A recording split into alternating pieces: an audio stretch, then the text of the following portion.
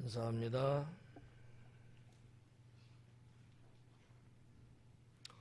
오늘 강해는 포도원 사건 되겠습니다. 성경에는 포도원 농부의 비유 이렇게 됐는데, 비유는 비유인데 포도원에서 일어난 사건에 대한 말씀이거든요. 그래서 여러분들에게 오히려 제목을 사건이라고 해주는 게 훨씬 더 와닿을 것 같아서 제목을 그렇게 붙였고요. 이 말씀은 비유의 말씀인데, 예수님이 여기서 말씀하시는 그 본질적인 메시지가 뭐냐 하면 충성이에요. 왜냐하면 주인이 나오고 농부가 나오고 농부의 수확에 따라서 주인에게 바쳐야 될 부분이 있는데, 때가 되니까 주인이 이제 너희 수확에 대한 세를 내라 했더만 안 내려고 오히려 보냄받은 종들을 때리고 능욕하고 때로는 죽이고 이러한 행위를 일삼고 결국은 주인이 그런 농부들을 심판하시는 18절 말씀으로 매듭을 짓거든요. 근데 이제 이 전체적인 내용을 볼 때 예수님이 지금 뭐를 말씀하고 있는가? 하나님 앞에 충성스러운 사람을 말씀하고 있다, 이렇게 볼 수 있다는 거죠. 그래서 우리가 20장 1절에서부터 8절까지 볼 때도 이 권위에 대한 말씀을 봤단 말이에요. 하나님 권위거든요. 역시 마찬가지예요. 오늘도요. 하나님이 하나님의 권위로서 농부들에게 일감을 줬고 또 거기에서 수확되는 데 대한 따르는 또 세를 받고, 이게 다 하나님 권위에 대한 순종을 해야 되는 거거든요. 그 나타나는 게 뭘까? 그게 충성이거든요. 근데 이거를 행하지 않음으로 인해서 예수님은 무엇을 말씀하느냐? 심판하겠다, 이렇게 말씀하고 있다는 거죠. 그래서 저나 여러분이나 주님께서 맡겨주신 것들이 있잖아요. 여기에 우리는 충성을 다할 수 있는 그러한 신앙, 그런 믿음을 가져야 합니다. 그래서 이렇게 여러분들이 먼저 그런 거구나라고 생각하고 강해를 들으면 훨씬 더 부드럽게 이해할 수 있을 것 같아서 말씀을 드렸고요. 그냥 읽으면은 아무 소득도 없이 그냥 쓱 읽고 넘어갈 수 있는 비유의 말씀이에요. 그러나 속속들이 들여다보면 상당히 내용이 많고 또 메시아에 대한 내용도 이 말씀 속에는 다 담겨져 있거든요. 그런 것들을 여러분의 상태를 봐가면서 더할지 말지 조절을 하도록 그렇게 하겠습니다. 9절 말씀에 보니까 그가 또 비유로 백성에게 말씀하시기 시작하니라 그래요. 예수님께서 8절까지 내용, 지금 예수님 앞에 있는 사람들 그리고 권위에 대한 말씀을 하셨단 말이죠. 그런데 그들이 좀 이해를 못하고 버벅거리는 것 같아요. 예수님이 이 1절서부터 8절까지 말씀하고 있는 이 권위에 대한 이 부분, 여기에 무슨 세례요한도 나오고 막 나오잖아요. 이 권위가 누구로부터 왔느냐 이런 말씀을 쭉 했는데, 이게 뭘 말하는 거지? 우리 들어가는 거 아니야? 이게 그냥 수박 겉핥기 정도밖에 안 되는 거예요. 그래서 그거를 좀 더 명료하게 알게 하기 위해서 비유를 쓰시는 거예요. 그러니까 예수님이 비유를 참 많이 들잖아요. 이유는 뭐야? 못 알아들어서 그런 거예요. 비유를 드는 이유는 예를 드는 거야. 내가 예를 말할게, 이렇게 우리도 말하잖아요. 한번 보니까 눈동자가 이게 흰자에만 보여. 그러니까 이렇게 가갖고는 안 되겠어. 그래서 이제 기다려봐, 내가 예를 들어줄게, 이런 거와 똑같은 거거든요. 그래서 이제 이 비유라고 하는 것은 뭐 여러 가지 뭐 신학적이고 문학적인 뭐 이런 거 다 빼놓고 비유는 왜 하느냐? 쉽게 알아듣게 하기 위해서 해주는 거다, 이렇게 보면 돼요. 저도 비유를 많이 들거든요. 그래서 그러니까 시간이 많이 걸려. 그러니까 우리 예수님도 목회하는데 시간 많이 걸렸어요. 예. 그래서 여러분들이 오늘 비유의 말씀을 통해서 이 비유 속에 담겨져 있는 예수님의 초점, 요거를 잘 들으시고 이렇게 신앙의 삶을 살아야 되겠구나, 이렇게 답을 얻을 수 있기를 바랍니다. 비유로 백성에게 말씀하시기 시작했다. 지금 예수님 앞에 있는 무리들을 표현할 때 백성이라고 누가는 쓴 거예요. 백성하면 뭐 유대인 전체를 말하는 것은 아니고 그 앞에 있는 자들을 때로는 백성으로, 때로는 무리라는 단어로, 그때마다 누가는 사용하는 단어가 달랐어요. 이것까지 설명해 드리려면 시간 너무 많이 가니까 그 정도만 그냥 보시고요. 자, 어떤 비유냐? 한 사람이 있는데 그 사람이 포도원을 만들었대요. 얼만큼 크게 만들었을까? 아마 크게 했을 것 같아. 이 포도원을 만들어 농부들에게 새를 놔줬대요. 우리도 새 준다 그러잖아요. 새를 놔줬다는 거야. 왜냐하면 주인이 타국에 가야 되는데 내가 직접 할 수가 없는 거예요. 그래서 농부들한테 1, 2, 3, 4, 5, 6, 7, 8, 9, 10 너 얼만큼 이렇게 떼어주는 거예요. 내가 없는 동안에 네가 농작해. 열심히 해서 수확을 많이 거둬봐. 이렇게 이제 이야기를 하고 가시는 그런 이제 장면이거든요. 근데 예수님은 많고 많은 비유의 단어나 내용 중에 이 포도원의 비유라는 것을 자주 썼어요. 왜냐하면 유대인에게 있어서 포도의 개념과 포도원의 개념은 상당히 남다릅니다. 좀 쉽게 접근하면은 유대 사회에 포도는 없어서는 안 될 거예요. 유대인들에게서 3대 나무 중에 하나가 포도나무거든요. 알고 계시죠? 그들의 음식 중에 하나가 포도예요. 그러니까 포도는 없으면 안 돼. 그래서 어린아이에서 노인에 이르기까지 포도를 이야기한다, 포도나무를 이야기한다, 포도원을 얘기하면 못 알아들을 사람이 없을 정도로 상당히 이 피부에 와닿는 표현이거든요. 그래서 아마 예수님은 포도원 비유를 하신 것 같아요. 모르는 말 해봤자 그렇잖아요. 그렇구나, 끄떡끄떡. 여기 끄떡이지 않는 사람들도 많은데 끄떡끄떡 하는 사람들, 이게 참 중요하단 말이야. 그러니까 예수님이 그런 면에 있어서 상당히 명철하셨고 상황 파악을 아주 깔끔하게 하시면서 모든 사람들이 다 골고루 하나님 나라가 무엇인지를 알게 하기 위해서 우리 예수님도 무척 애 많이 썼던 것 같아요.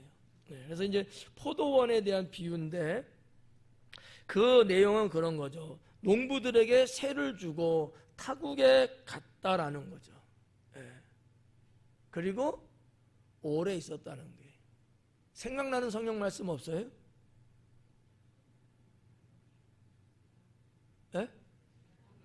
달란트 비유. 거기서 강조하는 게 뭐죠? 충성이에요. 그러니까 비유의 내용은 쓰는 용어 이런 건 다르지만 그 메시지는 똑같아요. 우리가 보고 온 것 중에 하나가 뭐냐면 문화의 비유가 있었죠? 똑같아요.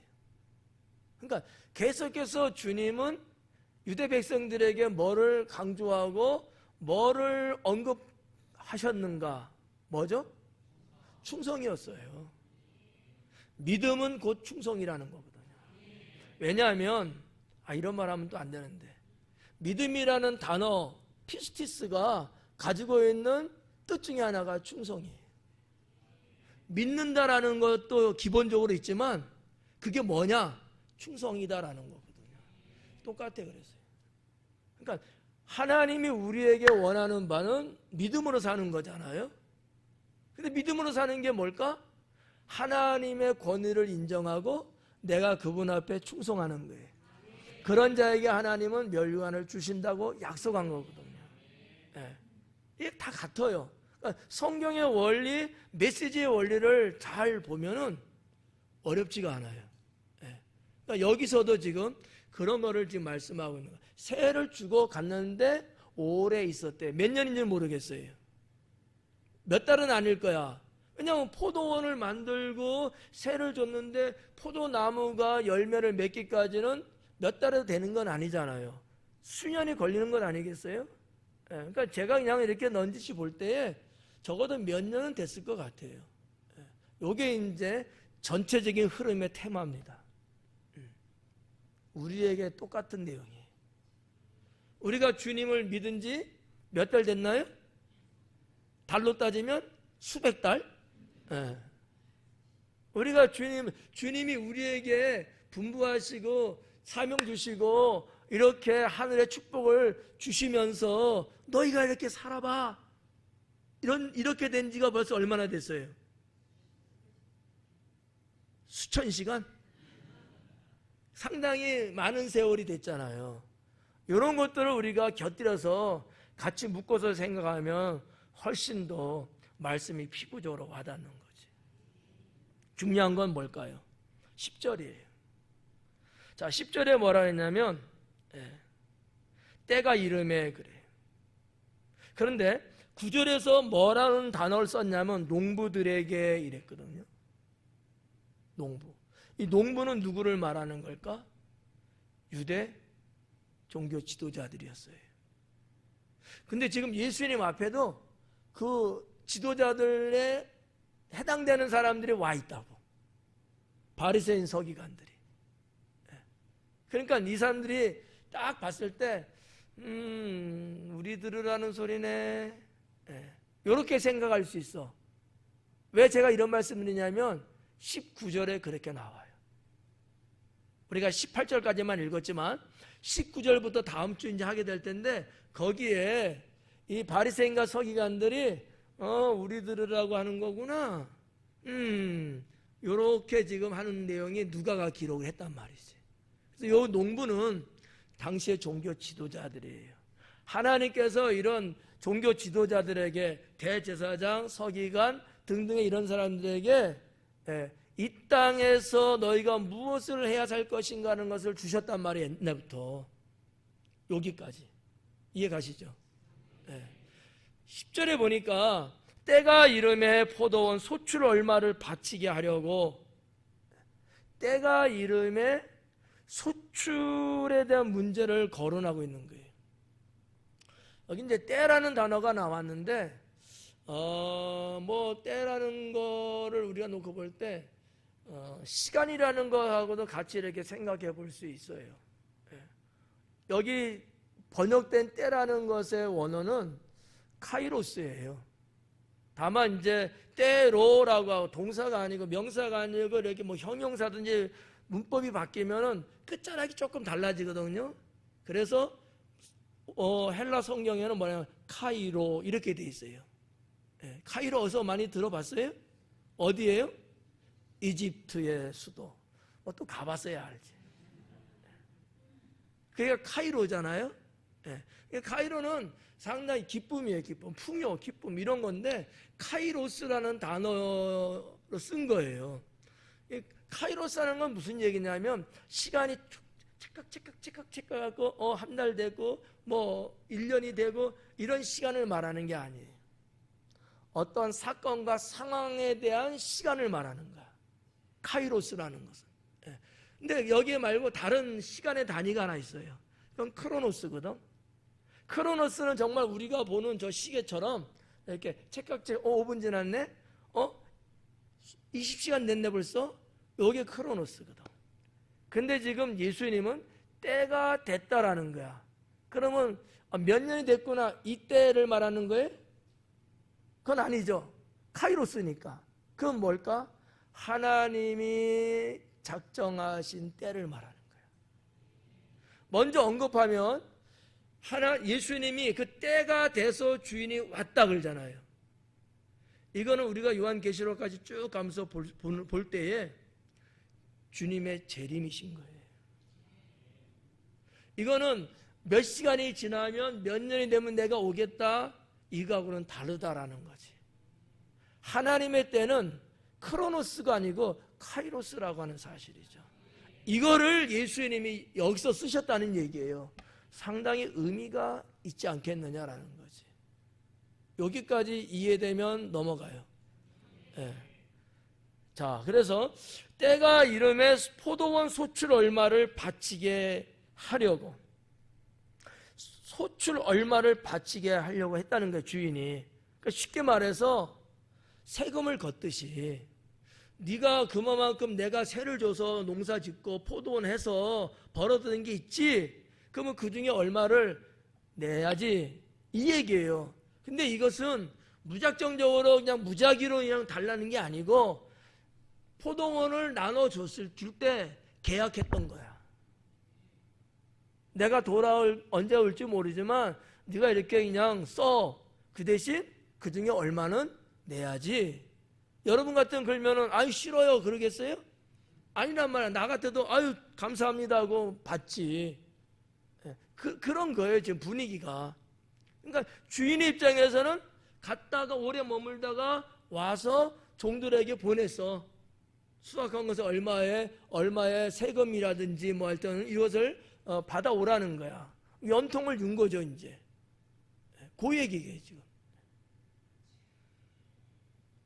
한 종을 농부들에게 보냈는데 농부들이 종을 몹시 때리고 거저 보내었다라는 거죠.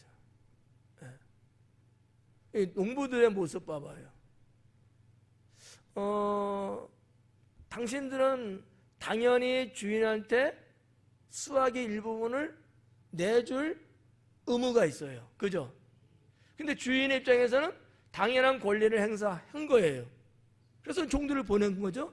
그러면 여러분 같으면 어땠을 것 같아요? 상당히 착한데? 근데 이 농부들은 안 준 거야.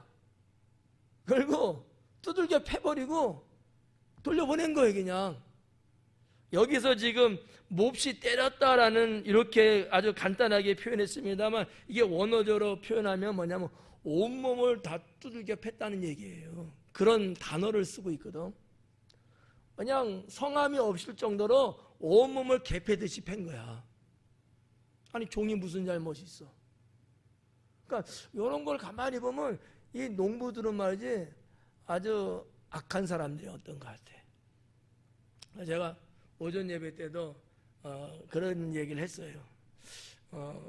우리가 살면서 누가 뭐 이야기를 처음에 한다든지 또 나한테 뭐 내가 예를 들어서 누구 돈을 좀 빌려 썼어. 은행에서 대출을 했어. 근데 때가 되니까 갚으라 할 거 아니에요. 연통이 왔어요. 근데 그럴 때 이만저만해서 지금 참 어려우니까 좀만 기다려주시면 안 돼요? 이렇게 다소고분하게 말하는 사람은 괜찮은 사람.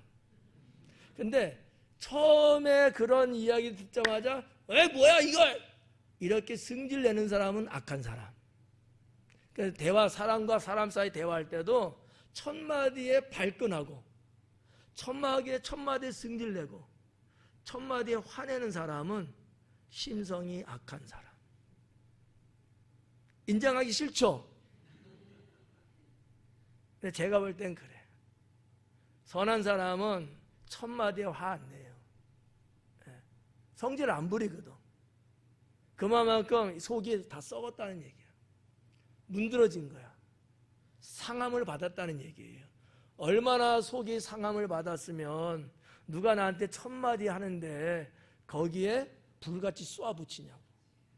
이 농부들은 당시에 유대 종교 지도자들은 그만큼 영적으로 썩어 문드러졌어요.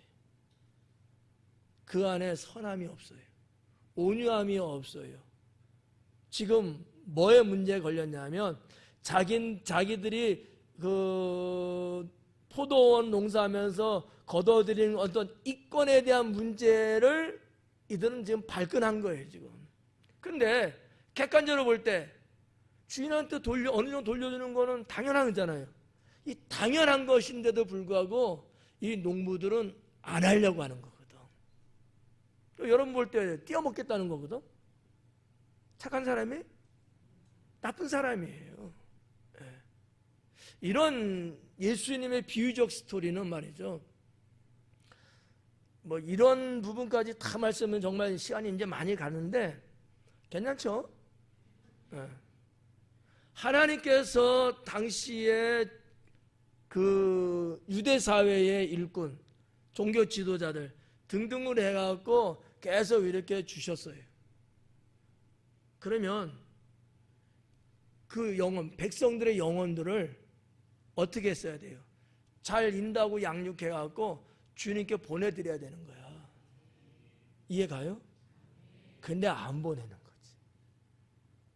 얼마나 악하고 썩었으면 그러냐는 거예요. 우리도 마찬가지예요. 주님의 은혜로 사는 거 맞아요? 주님의 축복 받는 거 맞아요? 그러면 그거로 그냥 입 딱 닫으면 되는 거예요? 아니잖아요. 그래서 우리도 감사하고 때로는 헌금도 하고 이러잖아요. 주님 앞에 어느 정도는 그런 거를 우리가 돌려드리면서 표현하는 거거든요. 근데 안 하려고 하는 거야. 그건 악한 거야. 하나님의 본질적인 사랑과 뜻을 저해하고 하나님과 나하고 이제 맞짱 뜨자는 거야. 대적하는 거거든요. 그렇잖아요. 18절 마지막에도 보면 그래서 주인이 결론 내는 게 뭐예요? 심판하겠다는 거거든. 우리도 하나님 앞에 주신 것에 대해서 감사하지 못하고 주님 앞에 돌려드려야 될 것을 돌려드리지 않고 내 욕심 부리고 내 이권 챙기려고 하고 인간적인 생각으로 이렇게 하게 되면은 결국 하나님은 잘했다고 칭찬 안 하시죠. 심판하시죠. 이러한 그 내용들이 속속들이 있는데 이걸 다 해드릴 수는 없는 거야 지금. 오전 예배는 이건 안 해드렸어요. 시간이 안 돼서. 저녁 예배는 시간이 많으니까. 여러분들이 그 말씀에 그 진이 그 의미가 뭐구나라는 것만 알면 되죠. 자, 그래서 보냈는데 몹시 때리고 거저 보냈다 그래요. 11절에도 다시 다른 종을 보냈대요. 두 번째 종이죠. 그도 몹시 때리고 능욕하고 거저 보냈다는 거지. 자, 첫 번째 종도 때리고 거저 보내고 두 번째 종도 때리고 거저 보냈고 근데 뭐가 하나 더 있죠. 능욕했다는 거야. 능욕이라는 단어를 일반적으로 우리가 살면서 별로 안 쓰죠. 어때요 여러분? 능력이라는 단어 많이 써요? 안 쓰잖아. 이게 쉬운 말로 말하면 뭐냐면 창피를 줬다는 거야. 수치스러움을 당하게 했다는 거거든. 그런데 성경에 보면 다윗 시대 때 사무엘하 10장에 보면 이제 나오는 사건인데요. 암몬의 왕이 죽었어요. 그래가지고 다윗이 조문단을 보내는 거야. 조문단, 사절단이죠. 왜냐면 왕이 죽었어. 그러니까 다윗이 하는 얘기가 그 왕이 날 선대해줬다. 그러니까 고마웠을 거 아닙니까? 그래서 정중하게 좀 급이 좀 높은 사람을 중심으로 해갖고 조문단을 보낸 거예요. 그런데 그 암몬의 왕의 아들의 이름이 한운이거든요. 이 하시돌림이 참 그래. 하율이도 생각나네 갑자기. 한운이 있는데 한운 주변에 뭐 재상들도 있지 않겠습니까? 뭐 그 왕가에 이런 얘기를 하는 거예요. 잘 생각해봐요. 다윗이 왜 보냈겠어요? 순수했을까요? 아니에요. 우리나라를 점탐하려고 보낸 겁니다. 그러니 그들을 그냥 놔두면 안 되죠. 이러면서 쏙닥쏙닥 하면서 꼬신 거야. 그래가지고 결국은 한운에 의해서 그 조문단, 사절단이 왔는데 그들을 능력을 보여요. 그 능력 보이는 게 어떤 내용이냐면 성경에 보면 뭐라 썼냐면 중동 볼기라고 써 있어. 내가 오전 예배는 앞자리가 생각이 안 나서 볼기는 볼기인데 무슨 볼기지? 근데 중동 볼기 들어보셨어요? 이런 단어? 안 들어봤어요? 성경은 그렇게 읽으면서? 중동볼기라는 게 뭐냐면 제가 엉덩이 보여드릴게요. 볼기짝이니까 엉덩이 있잖아. 그러면 카메라 잡아줘. 엉덩이 잘 잡아줘야 돼. 요 엉덩이 중간쯤 요 정도를 중동볼기라고 하는 거야. 이해 가요? 그쪽이 안 보여? 보여줄게.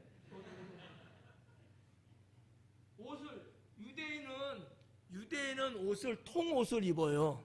우리는 뭐 투피스, 쓰리피스 이렇게 입잖아요. 예, 통옷이야. 마대자루 그런 거 같잖아요. 그냥 머리서부터 딱 눌러 입으면은 발끝까지 내려오는 거예요. 근데 엉덩이 중간쯤을 옷을 딱 잘라갖고 보내버린 거야. 여러분, 어린아이가 유대인들에게 있어서의 어린아이를 그렇게 해도 수치스러운 거거든요. 우리나라 사람들이 옷에 대한 의미하고 유대인들이 갖고 있는 옷의 의미는 전혀 달라요. 그들은 더 생명적으로 여기고 더 신성하게 더 종교적으로 여긴단 말이에요. 근데 애도 아니고 어른을 그렇게 싹둑 잘라갖고 이 하체가 다 드러나게 한 거예요. 그리고 어떻게 하라는가? 니네 나라로 돌아가라는 거야. 이런 능력을 보였다는 거지. 이게 보통 일이에요? 다윗이 가만 놔뒀겠어? 그러면? 그 다음에는 어떻게 했는지 여러분이 성경을 다시 읽어봐요. 다윗이 심판합니다. 그러니까 이 능력을 보였다는 거야. 두 번째 종들에게는 능력이 그런 거 일종이야. 유대인들에게 있어서 능력은 우리가 상상하고 우리의 삶 속에서 볼 수 있는 그런 능력하고는 그 내용이나 의미가 달라요. 아시겠죠? 예수님이 이러한 단어를 의도적으로 쓰지 않았겠느냐라는 거지. 그러면 자 봐봐요. 구약 시대부터 하나님은 계속해서 그의 백성들을 위해서 누구를 보냈어요? 선지자들을 세웠잖아요. 주의 종들을 보냈지 않습니까? 근데 그들은 언제나 주의 종을 선대하지 않고 이렇게 대치 국면에 항상 있었단 말이지. 말도 치질하게 안 들어요. 하나님의 말씀을 선포하는데도 따르지 않고 오히려 주의 종 선지자들 대적하고 심지어는 잡아 죽이기도 하고 말이죠. 이런 사건들이 구약시대 때 쭉 해왔단 말이지.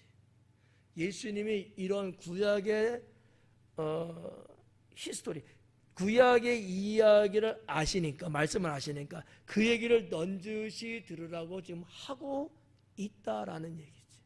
아까도 말씀드렸잖아요. 그게 있는 유대 종교 지도자들이 이 18절까지 말씀을 다 들으면서 우리 들으라고 하는 소리네. 알고 있는 거야. 여러분도 알고 있죠? 나 들으라는 소리네. 그런 생각 안 들어요? 목사님 지금 강의하는 게 나 들으라는 소리네. 나는 그렇게 들려. 내가 하나님을 어떻게 선대했을까? 혹이나 내가 하나님을 적대시하지는 않았을까? 주님 앞에 맡겨진 것에 대한 충성은 나는 어느 정도 했을까? 하나님이 말씀하시 요구한 것을 나는 얼마만큼 순종하고 따랐을까? 혹이나 내 생각만 갖고 또는 나의 자존심 때문에 나의 어떠한 이익 때문에 다른 어떠한 하나님이 보낸 사람, 그가 성도든 목회자든 그들을 내가 혹시 배척한 적은 없었을까? 이런 생각을 강해를 준비하면서 생각을 하는 거예요. 그러니까 그냥 오싹한 거야. 행여나 내가 부지 중에 그러진 않았을까? 내 이 정신 갖고는 그러지는 않았을 것 같은데 나도 모르게 혹이나 우리 민희삭 집사님한테 창피를 주지는 않았나? 이런 거 있잖아요. 가볍게 말하면 그런 거예요. 왜냐하면 하나님 자녀고요. 주님의 일꾼이잖아요. 여러분 민희삭 집사님 보기를 어떻게 보고 있는 거야? 그렇게 봐야 되는 거 아니에요? 왜 아멘들을 아낄까? 근데 내가 혹시나 목사라 해서 아무개 집사님든 성도님은 누구를 그냥 창피를 준 적은 없는가? 내가 말을 좀 함부로 해서 참 저 사람이 부자연스럽게 어쩔 바를 모를 정도로 주변 사람들 보기에 낯뜨거울 정도로 이런 일을 당하지는 않았는가? 이런 오만 가지 생각을 말씀을 준비하면서 생각이 자꾸 드는 거야. 그럼 어떻게? 뭐 회개하는 거지 또. 내가 알고 있는 바는 없지만 그래도 아마 그런 일이 있을 수 있어요. 그래서 나도 모르게 지은 죄가 하나님 있다면은 용서해 주옵소서. 이게 유대 종교 지도자들만 이런 일은 아니란 말이죠. 오늘날 우리들도 그럴 수 있거든요. 면박 주고 말이지. 옛날에 어느 예배 갔는데 그 목사님은 우리 목사님들의 문제지 뭐. 목사님이 아마 당신 교회 집사님인 것 같아요. 근데 이렇게 예를 들어서 김이박인가 우리나라는 김집사 이리 와 그러더라고. 예배예요. 예배 성도들 다 있어요. 그 잔치기 때문에 외부 성도들 온 거야. 저도 이제 외부 목사잖아요. 다 갔어. 그런데 김집사 이리 와 그러니까 예 하고 이렇게 가더라고. 그래서 혼자 생각해. 저 김집사님은 아기 때부터 저 교회에서 있어서 저런가? 아니면 목사님이 너무 권위적으로 저러는가? 근데 제가 볼 때 너무 은혜스럽지가 않은 거야. 은혜스럽지가 않은 거야. 왜 저렇게 할까? 목사님과 그 집사님하고 관계는 그럴 수는 있어요. 그런데 장소가 문제잖아. 뭐 둘이 있을 때는 그럴 수 있지만 남들 다 있는데 그러면 돼야 안 돼요? 안 되잖아. 근데 누구도 그렇게 자꾸 할 수도 있다고? 나도 그럴 수 있다는 거야. 나도. 제가 말씀드렸죠? 나보다 나이가 어려도 직분자 이름에 존칭을 쓰자. 네. 우리 민희석 집사님 말 나왔으니까 계속 하자고. 내가 민집사 이렇게 부른 적 있어요? 생각해보는가? 목사님 님자 붙이는 게 뭐가 이렇게 안 좋아서 그렇잖아요. 어느 목사님 임직 예배를 드리는데 어느 목사님이 저희 후배예요. 우리 교단 이야기인데 목사님이 그 목사님을 부르는 거야. 근데 그 목사님 교인들도 거기 다 참석을 했어. 근데 후배라고 나이가 좀 더 어리다고 이 목사 이러는 거야. 아니 이 목사님도 그 교회선 담임 목사님이고 그 교회 성도님들도 와 계셔요. 그런데 선배라고 하고 나이 몇 살 더 먹었다고 해서 이 목사 이리 와 이리 와 막 이러는 거야. 내 사진 찍을 때야. 손가락으로 이리 와 이리 와 하더라. 저 손가락을 부러뜨려 버릴까 그냥. 그런데 제가 낯이 뜨겁더라고. 아마 제가 회장일 땐가 아마 뭐 할 땐가 그랬는데 제가 나중에 이야기를 했어요. 그러면 안 된다. 그렇게 부르는 사람은 나한테는 또 후배야. 나보다 나이가 어려. 나도 그러지 않는데. 이거는 직분을 마치 계급처럼 직분을 마치 수직적 관계로 생각하는 잘못된 생각에서 하는 거거든요. 하나님이 주신 직분이잖아. 나이가 어려도 말할 때는 말을 놓고 할 수는 있어요. 그러나 존귀한 직분은 총치를 쓰는 게 좋지 않을까. 뭐 하다가 여기까지 흘러갔노? 저녁에는 이래서 문제야. 그래서 이제 두 번째 종은 능력을 보이면서까지 돌려보냈다는 거예요. 근데 12절 보니까 다시 세 번째 종을 보냈대. 그만하지. 근데 세 번째까지 나갔네. 세 번째 보니까 이 종도 상하게 하고 내쫓은지라 그래요. 자, 우리가 한번 비교 분석해 보자고요. 첫 번째, 두 번째, 세 번째 종이 있는데 첫 번째, 자, 암기 테스트 하는 겁니다. 우리나라 대한민국의 어떤 분이 세계 IQ 최고래잖아. 276. 몰라요? 세계 거기서 나왔잖아요. 1위야 1위 276. 아인슈타인보다 훨씬 좋아. 예, 그만하고 이제 이건. 자, 첫 번째, 때리고 돌려보냈어요. 그죠? 두 번째는 때리고 능력 보이고 돌려보냈어요. 세 번째는 상함을 주고 내쫓았어요. 뭔가 좀 다르죠? 첫 번째 주면 좀 비슷한데 세 번째는 전혀 다르잖아. 예수님의 이 말씀 1, 2, 3인데 점점 농부들의 악함이 강하다는 것을 지금 표현하고 있는 거예요. 예. 그러면 능력이라는 것이 상당히 데미지가 큰 거잖아요. 근데 세 번째 종에 대해서는 그 말을 안 쓰고 상함이라는 단어를 쓰셨다라는 거지. 이 상함이라는 것은 우리가 트라우마라는 단어 많이 쓰죠. 그런 것처럼 헬라어에서도 트라우마티조라는 단어를 썼어요. 원래 거기서 출발된 어원이거든요. 이게 상함을 받는, 상처 입었다는 거예요. 그러니까 무슨 얘기냐면 육신적으로 매맞는 것뿐만 아니라 그 영혼이 상처를 당한 거야. 여러분, 트라우마는요, 경우에 따라서 좀 다르긴 한데 심각한 건요, 죽을 때까지 벗어날 수가 없어요. 트라우마가 자꾸 생각이 나고 그 과거에 내가 당한 상함이 계속 나를 짓누르고 내가 정상으로 생활할 수 없게끔 만들어버린단 말이에요. 이거를 치유할 수 있는 방법이 없어요. 정신의학적으로. 오직 주님만이 하실 수 있는 거야. 예. 우리가 살다 보면 그런 어떤 나름대로의 트라우마가 있는 경우들이 있잖아요. 예. 근데 이 세 번째 종이 당시에 농부들한테 트라우마를 당한 거야. 뭔 잘못했다고. 예. 근데다가 그냥 돌려보낸 게 아니고 쫓아버렸다는 거예요. 이 상상이 이루 말할 수 없다는 거지. 좋게 그냥 돌아가세요. 못 줘요. 주인한테 전달하세요. 가세요. 이게 첫 번째, 두 번째 종이라면 세 번째 종은요, 개패듯이 패면서 떼쫓아버리는 거야.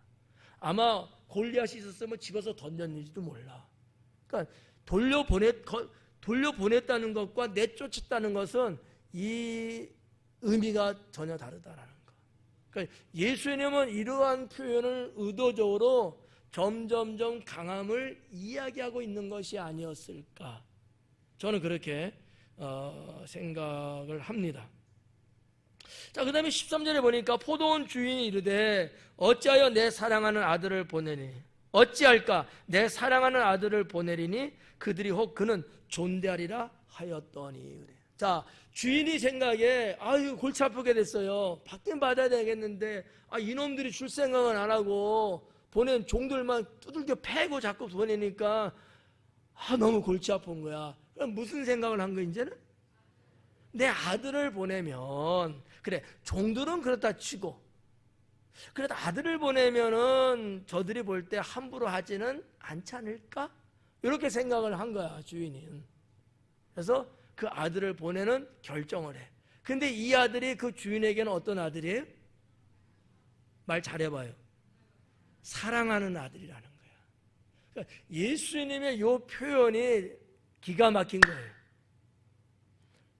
주인이 자기 아들을 보내면 이렇게 하지 않을까? 이렇게 해도 되는데 그 아들에 대한 상용구, 그 앞에 붙이는 단어가 달라요.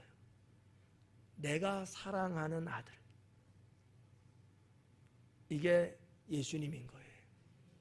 하나님이 그 옛날에 선자들을 통하고 제사장들 보내면서 백성들을 이끌고 이렇게 하려고 해서 했는데 계속 그러한 사건들이 있었어요.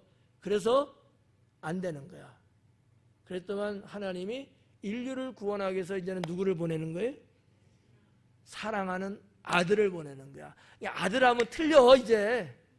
사랑하는 아들. 무슨 아들? 그렇게 힘줘서 말하지 말고 사랑하는 아들. 사랑스럽게. 예? 그렇잖아요. 그러니까 이게 별거 아닌 것 같지만 예수님이 이렇게까지 표현할 때에는 뭔가 메시아인 나라는 존재가 어떠한 존재라는 것을 어필하고 계신 거예요 지금. 이거 뭐 별거 아니고 그냥 넘어갈 수도 있는데, 우리를 구속하기 위해서 이 땅에 오신 예수님이 하나님께는 어떠한 존재였을까? 어떠한 것보다도 사랑스러운 아들이었다는 거지. 그런 예수님이 이 땅에 오셔서 대신 십자가에 죽으시고 나를 구원하셨다는 거야. 여러분 생각해봐요. 아들이 8명 있어. 끔찍하죠. 요즘 아들 둘만 해도 끔찍하다는데, 또 누구 얘기냐면 다윗 가정 얘기야. 말째 8째거든. 여러분, 그 중에서 이쁜 놈도 있지만 사랑스럽지 않은 애들이 있을 수 있잖아요. 내 자식이지만 솔직하게 애들은 키 닫어. 그러면 그 중에서 누구를 죽음에 내몰면 누구를 내보내요? 그래서 사랑 안 하는 거지. 그러면 성재 오빠야? 그렇잖아요. 사랑한다는 이 너블리는 어마어마한 사실 단어예요. 우리가 그냥 쉽게 써서 그러는 거지. 왜냐하면 거기에는 생명이 함축되어 있는 단어거든요. 여러분, 우리 서로 인사할 때 인사 한번 해보자. 사랑합니다.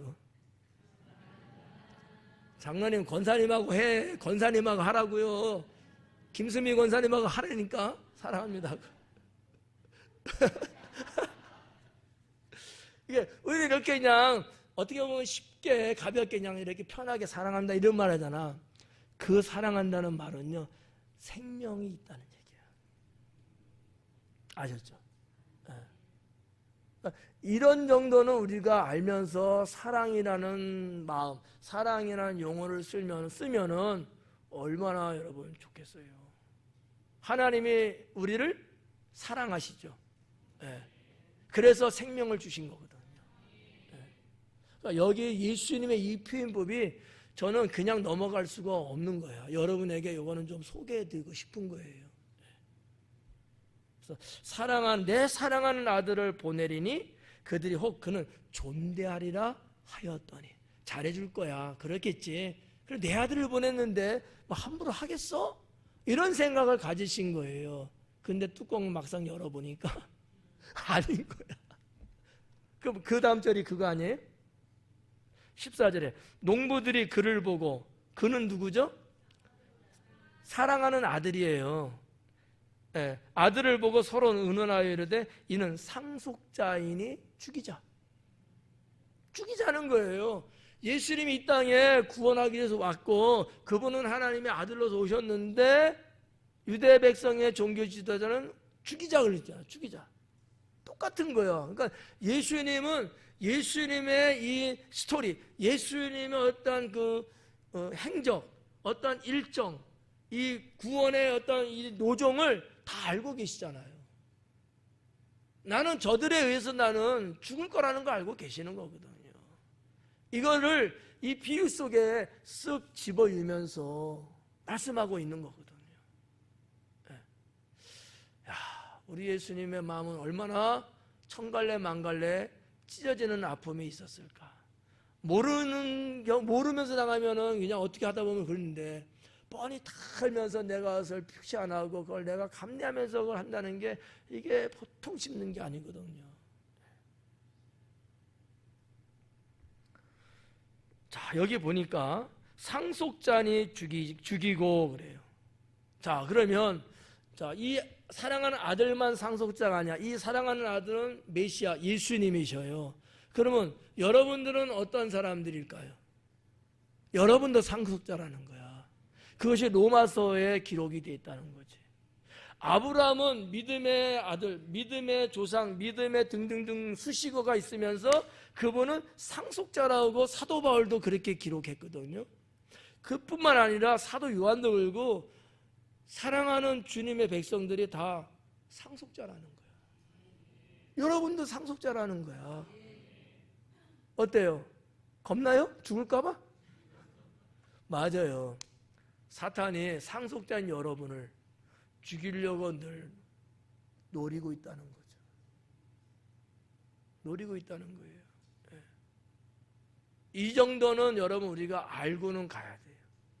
그냥 너무 뭐 무장 해제 다 해버리고 그냥 뭐 괜찮아 그냥 훌랄라 이렇게만 살면 안 돼요. 영적으로는요 확실하게 무장을 하고 나를 대적하는 자, 나를 죽이려고 하는 것이 누구냐? 사탄이다. 이거는 우리가 손을 놓으면 안 돼요. 근데 분명한 거는 상속자라는 거지. 예수님이 이 땅에 오셔서 십자가에 달려 죽긴 했지만은 그분은 상속자로서 그분은 부활, 승천, 재림한 이후에는 그분은 만왕의 왕으로서 모든 것을 심판하시는 주님이시잖아요. 하나님의 그 모든 권세 다 물려받은 상속자. 여러분 어때요? 똑같아요. 여러분도 주님 나라에서는 왕이라 했거든요. 왕의 개념은 왕의 1인칭적인 개념은 왕이 갖고 있는 왕은 뭐 하는 사람? 그렇지, 다스리는 사람이에요. 다스린다는 게 1인칭이에요. 왕은 7위권이 있다는 거예요. 여러분은 누구라고요? 아유, 창피해서 말 못하겠어요? 여러분은 누구? 왕이란 말이에요. 주님이 자녀 삼으시면서 왕이 된 거야. 그럼 뭘 다스려야 돼요? 나를 다스리고 죄악을 다스리고 사탄 권세를 다스려야 된다고. 이거 못하면 개뿔이지 뭐. 아무것도 아니잖아요. 왕이 뭐 하는 거야? 아무것도 힘도 없어. 그런 왕 되면 안 되죠. 하나님의 권세를 받은 우리가 하나님이 세운 왕의 존재로서 우리는 죄악을 다스리고 나의 죄성, 육체를 다스리고 세상 권세를 다스릴 수 있는 그런 막강한 성도로 살아가는 거죠. 그런 등등의 이 메시지들이 이 사이사이 속속에 이게 파묻혀 있다니까요. 자, 상속자인데 이렇게 죽이겠다. 그러면서 뭐라 그래? 그 유산을 우리의 것으로 만들자. 강의하면서 계속 말씀드린 게 뭐예요? 유대 종교 지도자들은 모든 것을 다 하나님께 돌려야 됨에 불구하고 다 자기들이 착복하는, 그죠? 예루살렘 성전 안에서 마당 뜰에서 장사치기 하는 거 허용한 것도 뭐 때문에? 이권 때문에. 자기 돈 벌어들이려고. 그렇죠? 이게 예수님 당시에 이 종교 지도자들의 모습들이었다는 거예요. 겉으로는 뭐 주님의 뭐 종이네 제사장이네 누구네 이러면서 실제적으로는 그것보다는 자신들의 이익을 챙겼고 육적인 생각만 하고 하나님을 대적하는 일에 앞장섰다는 거죠. 이거는 하나님을 떠난 것과 똑같은 거예요. 우리가 살면서 때로는 기도를 했지만 믿음으로 살지만 때로는 힘들 때도 있고 기도했지만 응답이 더딜 때도 있고 때로는 어려움과 환난을 겪을 때도 있잖아요. 그렇다고 해서 하나님이 안 계신 거예요? 그렇다고 해서 하나님이 나를 버리신 걸까요? 아니잖아요. 그것마저도 하나님이 정하신 때가 있는 거야. 아까 말했잖아. 카이로스가 있단 말이에요.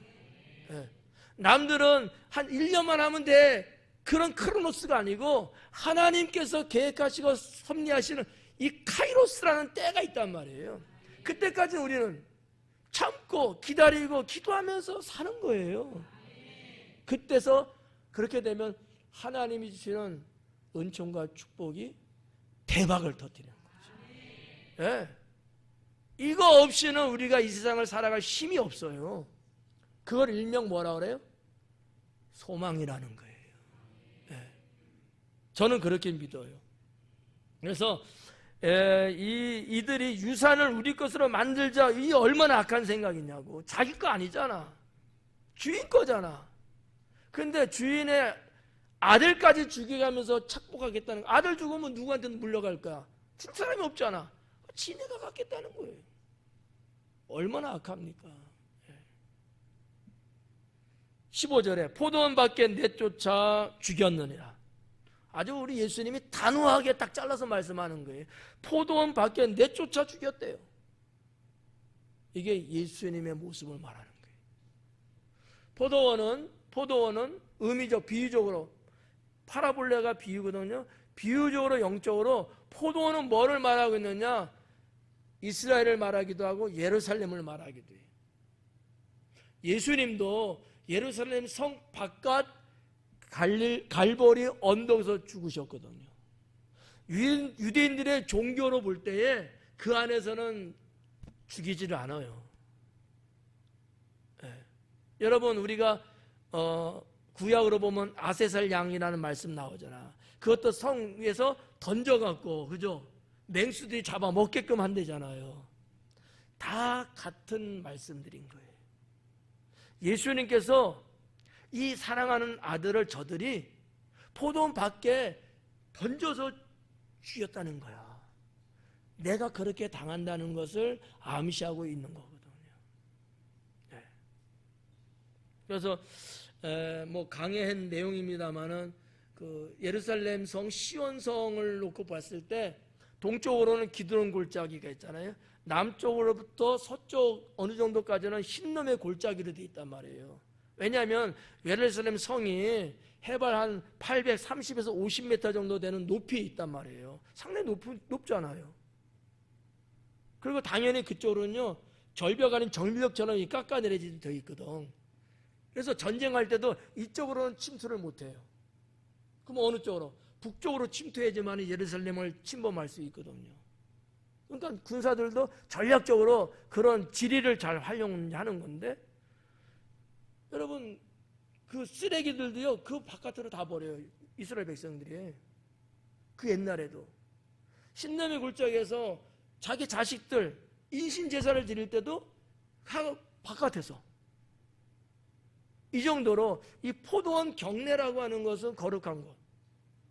하나님을 믿는 백성들로서는 침범할 수 없는 그런 장소로 그들은 알고 있어요.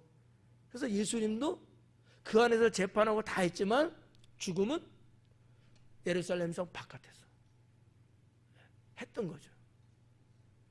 주님은 그걸 알아요. 내가 그렇게 될 거라 알아요. 그리고 모여있는 당시 유대 종교 지도자한테 들으라고 하는 거예요. 포도원 밖에 내쫓아 죽였느니라. 그런즉 포도원 주인이 이 사람들을 어떻게 하겠느냐? 여러분 같으면 어떻게 하겠어요? 에? 그것들을 다 잡아 죽여야지. 내가 사랑하는 아들인데, 에? 내가 사랑하는 아들 예성이를 여러분이 죽였대. 내가 가만히 있겠냐고. 사랑하는 예수님 아들을 죽였을 때 하나님께서 진노를 하시면서 심판하는 그런 말씀이 18절까지 나오는 거예요.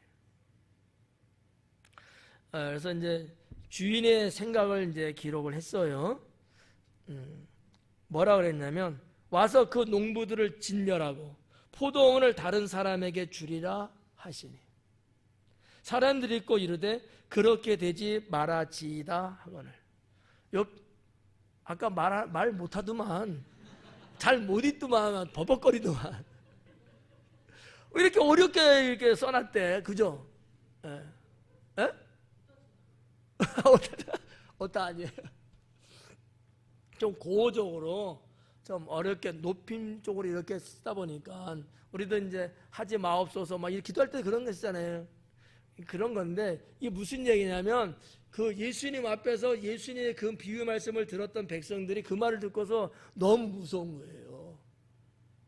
그렇다 할지라도 그렇게까지는 하지 마라 주옵소서, 이런 거야. 그렇게 썼으면 참 여러분 읽을 때도 편한데 말하지이다, 이런 말 평소에 안 쓰잖아요. 평생 한 번도 안 쓸걸. 말하지이다, 뭐를 이런 건 좀 고치면 좋을 것 같아요. 그렇게 되지 말아지이다. 예수님께서 17절에 그들을 보시며 이르시되, 그래요. 그렇게 말하는 앞에 있는 백성들을 보시면서, 이 봤다라고 번역됐습니다만 주목하다라는 뜻이에요. 엠플레포라는 단어거든요. 이거는 마치 그 사람들의 속을 들여다보듯이, 예, 여러분의 속을 이렇게 들여다보는 말하는 거예요. 그냥 건성으로 이게 아니고 꿰뚫어 볼 정도의 주목하고 있는 거예요. 당시 백성들이 그렇게 그런 어떤 염원이잖아요. 그렇게까지 이런 그 심령을 내 들여다보시면서 라는 얘기거든요. 뭐라고 하냐면, 그러면 기록된 바 건축자들의 버린 돌이 모퉁이의 머릿돌이 되었느니라 함은 어찌미냐. 이 말씀이 시편 118편에 있는 말씀을 예수님이 인용을 하고 있는 거거든요. 건축자가 버린 돌이에요. 예. 이게 이제 건축하시는 분들이 엉군 거, 벽돌이든지 뭐 이런 엉군 걸 가져가다가 필요만큼 딱 잘라 쓰잖아요. 나머지는 어떻게 해요? 버리잖아. 우리도 교회 성전 건축할, 교회 건축할 때 일하시는 분들이 그 엉군 건데 그거 딱 잘라갖고 그냥 자기 돈 아니라고 그냥 딱 잘라갖고 쓰고 나머지 딱 버리더라고. 내 속에선 부화가 나지. 다 돈인데 그게. 그래가지고 그것도 우리 저녁에 우리 성도님들 와갖고 딱 청소하면서 그건 딱 모아갖고 또 딴 쪽에다가 놔두고. 왜냐면 반 잘랐으면 반은 또 썼지만 반 또 쓸 때가 있거든. 근데 그분들은 그게 의미가 없는 거야. 그냥 언제나 새 거를 잘라 먹는 거야. 어휴 참. 건축자의 버린 돌. 딱 버렸어요. 이렇게 버렸어요. 이렇게. 근데 이 버려진 돌이 모퉁이의 주춧돌이 된다는 거죠. 이거 우리 예수님을 말하는 거예요. 유대 종교 지도자들, 심지어는 유대 백성들이 메시아신 예수님을 버렸잖아요. 근데 그 예수님은 온 인류를 구원하시는 분으로서 이 건물의 주춧돌이 된다는 거예요. 여러분, 이 주춧돌의 역할이 뭔지 아시죠? 건물을 떠받들고 있고 또 하나가 뭔지 알아요? 이쪽 면과 이쪽 면을 이어주는 거예요. 떠받들어 주는 것이 주된 목적이긴 하지만 떠받들어 주기 때문에 두 면을 붙잡아 줄 수 있는 거거든요. 그래서 저는 이 주춧돌이라는 여기에 역할이 두 가지다라고 보는 거지. 잘 들어봐요. 하나는 이음돌이에요. 이음돌. 이음돌이라는 돌 이름 봤어요? 그런 돌은 없어요. 의미를 말하는 거야. 또 인터넷 또 검색해 본다 이제. 안 나올 수도 있어. 나올 수도 있지만. 무슨 의미냐면 하나님과 우리 사이를 이어주는 것이 우리 주님이셔요. 이해가죠? 또 하나는 이음돌이고 또 하나는 이 거침돌이에요. 거침돌. 거침돌은 무슨 얘기냐면 거치게 된다는 거야.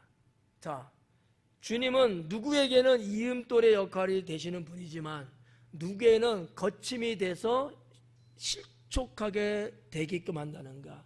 심판을 말하는 거예요.